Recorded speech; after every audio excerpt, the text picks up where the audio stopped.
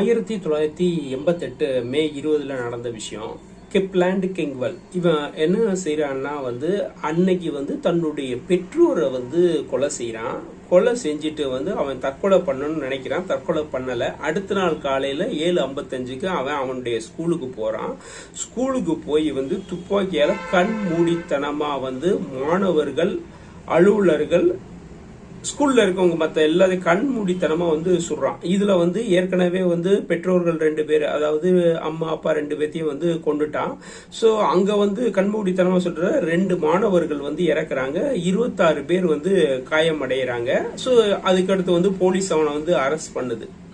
இதுல என்ன ஒரு பிரச்சனைனா, அந்த மாணவன் சின்ன பிள்ளையிலே சுட்டியா இருந்திருக்கான். சுட்டி குழந்தை எல்லா மாதிரி தான் ஆக்டிவிட்டி இருந்துச்சு. ஒரு ஸ்டேஜ்ல அவன் அளவுக்கு அதிகமா கோபப்படுறான்.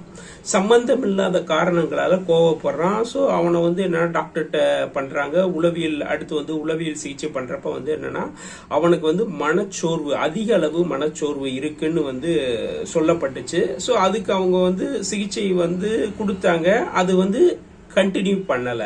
அவனுக்கு பின்னாடி போலீஸ்ல அரெஸ்ட் பண்ணி சொல்றப்ப என்னன்னா அவன்கிட்ட கேள்வி கேட்கறாங்க. அப்ப என்ன சொல்றாருன்னா, அவன் மனசுக்குள்ள வன்முறையை தூண்டும் குரல் கேட்டுக்கிட்டு இருந்ததா சொன்னான். அவனுக்கு மரணத்தின் மீது ஒரு ஈடுபாடு இருந்துச்சு, வன்முறை மீதும் ஈடுபாடு இருந்துச்சு. ஏற்கனவே ஸ்கூல்ல என்னன்னா அவனுடைய ரேக்ல என்னன்னா திருடப்பட்ட துப்பாக்கியை வச்சிருந்ததா அவனை ஏற்கனவே சஸ்பெண்டும் பண்ணியிருந்தாங்க. அதாவது பெற்றோர்கள் தங்களுடைய குழந்தைய கவனக்குறைவா, அதாவது அவனுக்கு என்ன சிகிச்சையோ அதை சிகிச்சை செய்யாம இருந்தாங்க. சோ அவனுடைய பெற்றோர்களும் ஆசிரியர்கள் தான். சோ அப்பா அம்மா 2 பேருமே ஆசிரியர்கள். பையனை சரியா கவனிக்கிறதுனால தன்னுடைய மாறுபட்ட நடத்தையின் மூலம், அதாவது பெற்றோர்கள் என்னன்னா ஸ்ட்ரிக்ட் பண்றதுன்றது எந்த இடத்துல இருக்கணும், எந்த இடத்துல இருக்கக்கூடாது, ஒரு கண்ட்ரோல் பண்ணணும். அதாவது பணத்தை நோக்கி ஓடினவங்க அவங்க தன்னுடைய மகனை கரெக்டா கவனிக்கல.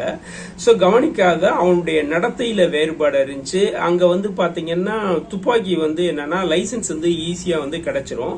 பெற்றோருடைய துப்பாக்கி இவன் கையில கிடைச்ச பின்பு என்னன்னா இவன் கொல்றது முதல்ல பெற்றோர்களை கொல்றான். அடுத்து தன்னுடைய ஸ்கூல்ல போய் வெறியாட்டத்தை பண்றான். சோ இப்ப என்னன்னா இந்த கோர்ட்டு கேஸ்ல அவனுக்கு 111 ஆண்டுகள் ஜெயில் கிடைக்குது. இதுல யார் குற்றவாளி, அதாவது இறந்த பெற்றோர்களா அல்லது ஒரு நல்ல கல்விய கொடுக்க முடியாம தவிக்கிற பள்ளிக்கூடமா, இப்படி சம்பந்தமே இல்லாம 111 வருஷம், அதாவது பரோல்லே வராத 111 வருஷம் ஜெயில இருக்க போக மனிதனா, அதாவது லைஃபே டோட்டலா முடிஞ்சு போச்சு. இதுல யார் குற்றவாளி?